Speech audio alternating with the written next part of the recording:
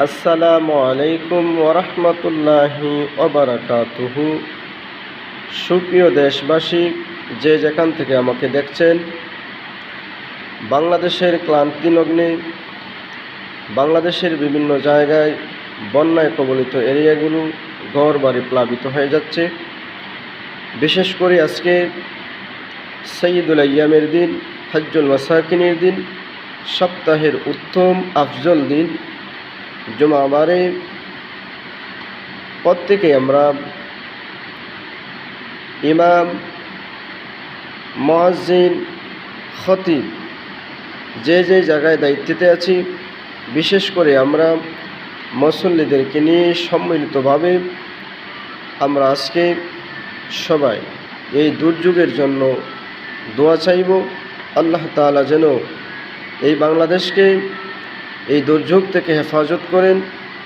বন্যায় কবলিত ঘর বাড়ি যাদের পানি তলিয়ে নিচ্ছে, অনেক প্রাণহানি হচ্ছে, ছোট্ট ছোট্ট শিশুগুলো অনেক সংকটে পড়ে যাচ্ছে, গরু ছাগল হাঁস মুরগি নিয়ে মানুষ বিভিন্নভাবে অসুবিধায় পড়ে যাচ্ছে। আল্লাহ তাআলা যেন প্রত্যেকের ঘর বাড়ি, ধন সম্পদ, জান মালকে যেন আল্লাহ হেফাজত করে।